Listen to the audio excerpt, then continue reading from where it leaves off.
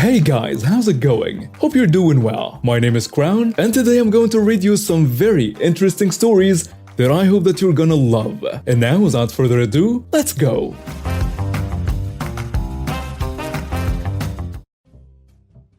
First, background. I can't swim to save my life, so I wear goggles and a nose blanc. Despite not knowing how to swim, I love going to the pool. The cast. There is entitled dad, entitled brat, at least 10, adorable girl about 4, boyfriend, lifeguard, and then me. Some summers ago, boyfriend and I went to the pool fairly early to avoid long lines and kids. Sadly, both of our entitled people in this story were there. I changed quickly to my bathing suit, goggles, nose blanc, and hair cap. Since my boyfriend was still changing, I sat in the shallow/kiddie pool. Tons of kids playing and splashing, but I didn't really care. And then the adorable girl walked over. "Excuse me, can you play with me?" She asks me. "Sorry, no, where are your parents?" She shrugs and asks again. I tell her, "How about we sit here and wait for your parents?" She nods and starts talking to me about Dora. While she's talking, I signal the lifeguard and he makes the announcement about a missing girl. After 20 minutes, the entitled dad walks up to us looking angry, and the adorable girl gets up and runs to him. "Daddy!" He picks her up and leaves, but not before glaring at me. I thought that was the end of it. My boyfriend shows up and we go to the big pool. We have fun for a few hours and my boyfriend tries and fails to teach me to swim. He then goes to the deep end to jump off the diving board. He waits in line for his turn. I wait to 8 feet, holding onto a thick float rope connected to a pillar in the pool. My boyfriend then looked at me in horror, and before I knew it, I felt the entitled brat climb on top of the pillar and tackle me. I banged my arm on the floor and cut my head and back. The entitled brat ripped off my goggles, scratching my face and cap, and swam away. I could barely see, let alone reach the surface. My boyfriend and the lifeguard hurried to help me out. While the lifeguard did CPR, my boyfriend called 911. When he was done, he went to look for the entitled brat. While the other lifeguards were escorting people out of the pool, the entitled brat ran to the kiddie pool and gave the adorable girl my stuff. And my boyfriend punched him. And the brat started crying. The entitled dad screams, "What are you doing?" "Tell your brat to give my girlfriend back her stuff. He nearly killed her."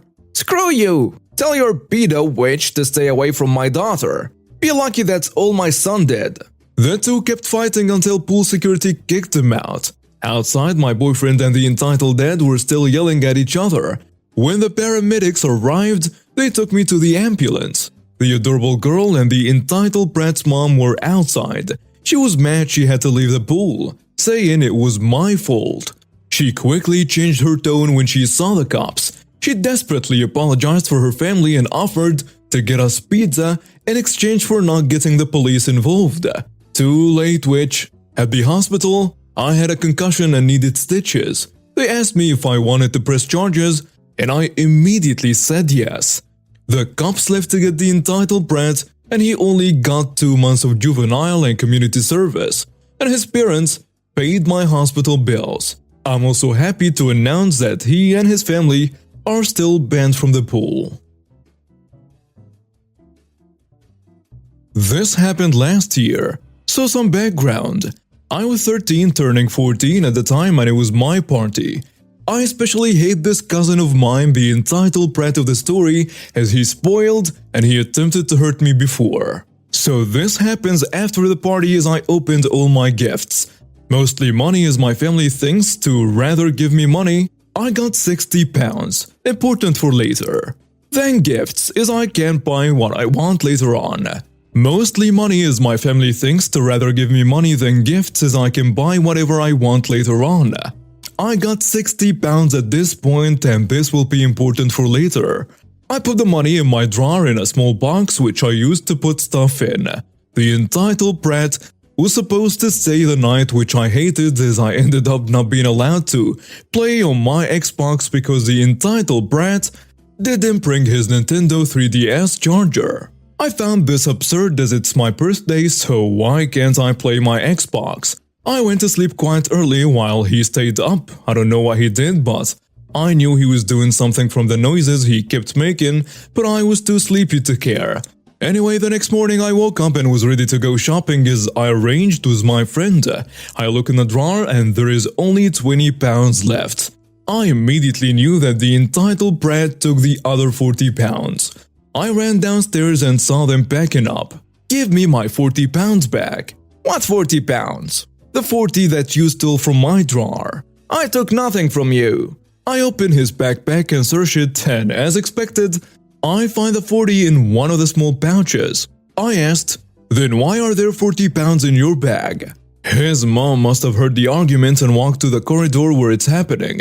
So, "Why do I hear fighting?" she asks. "Because your child stole 40 pounds from me, and I want it back." "No, you're not getting it back, because you don't deserve it. He's younger than you, so leave it to him."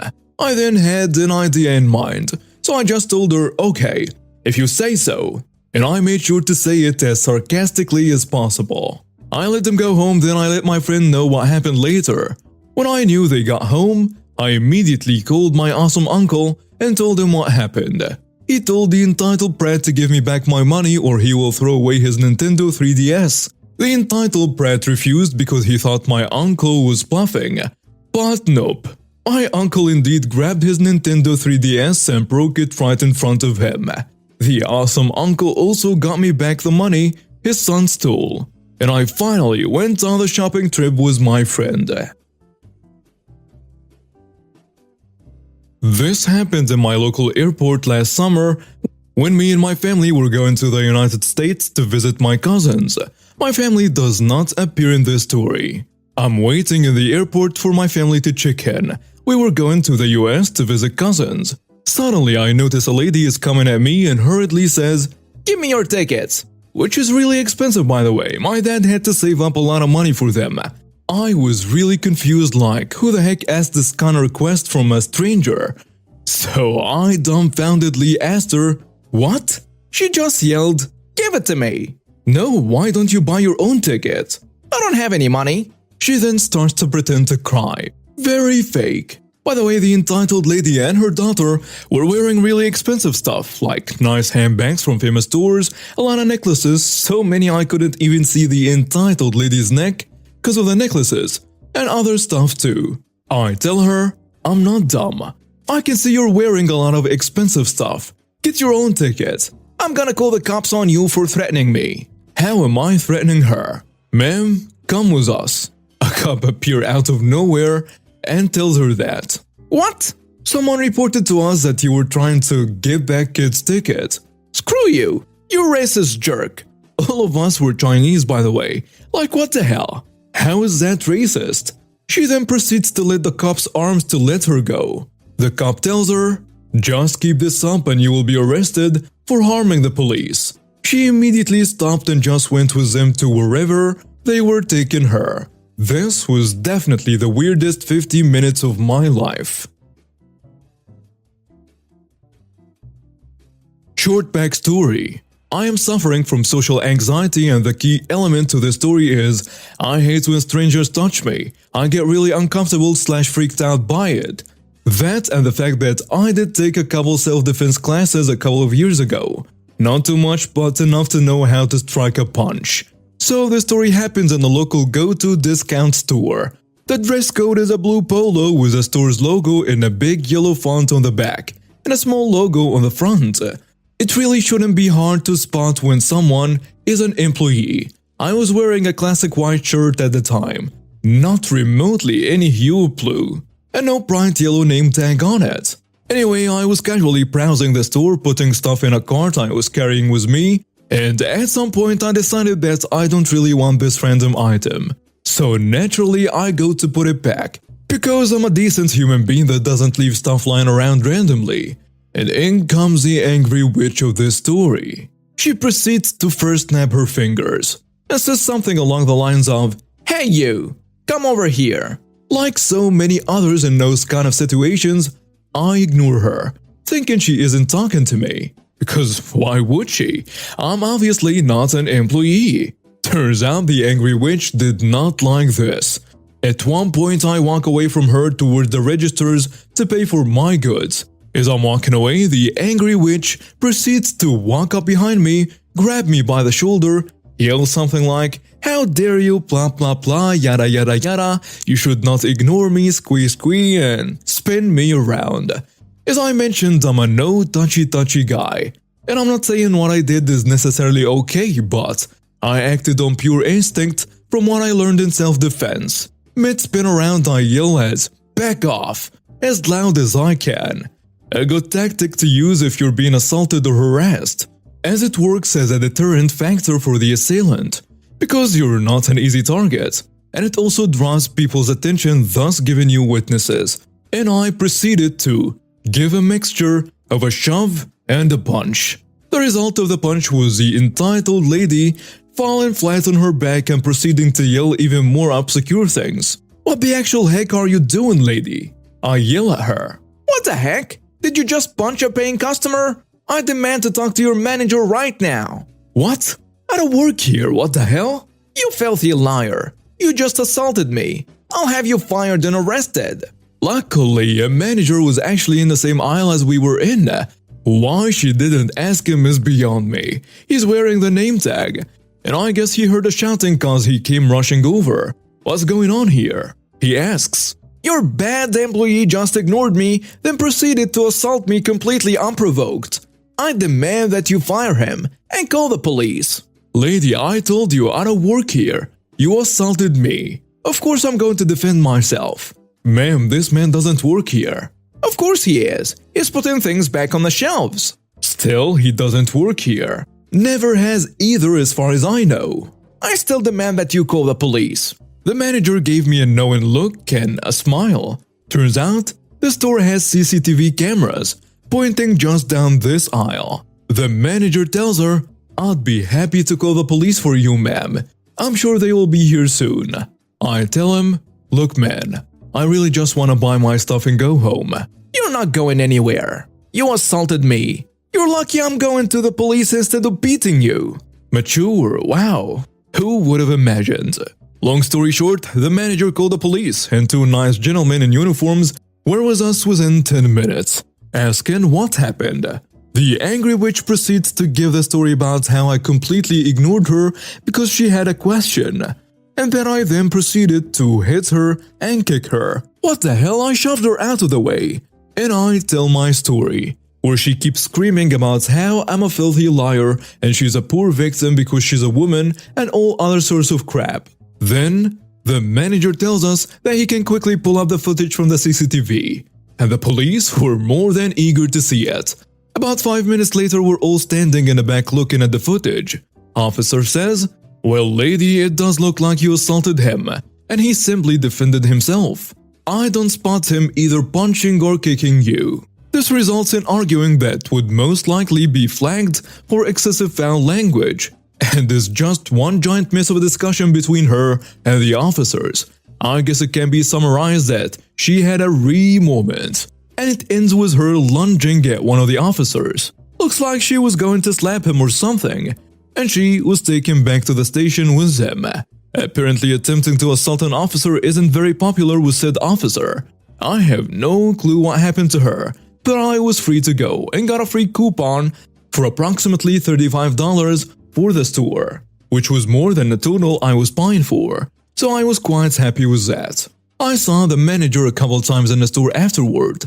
Apparently the crazy woman has been banned from the store and she got charged for assaulting an officer, but he hasn't heard anything new either. It was all one big mess of what the heck is going on. It did too. So some people have been asking what happened to the lady, if I pressed charges or whatever. She did end up getting a sentence for trying to assault the officer. What it was, I don't know, but at least she got what she was coming for her. This happened on last 26th January, and today the malicious compliance was done, but not by me, but by the committee of the society where I live. This drama conveniently happened in front of my window. In my city, the residential complexes are managed by housing societies much like the HOA system in the USA, just not as horrible. Each society has their own committee to manage day-to-day affairs. Also, as my society has much more parking spaces than it has cars, it has no designated parking spots allotted to the residents. Anyone can park their vehicle wherever they want, but it must be a marked parking spot. People mostly park their cars in the same parking spot just because of convenience and habit.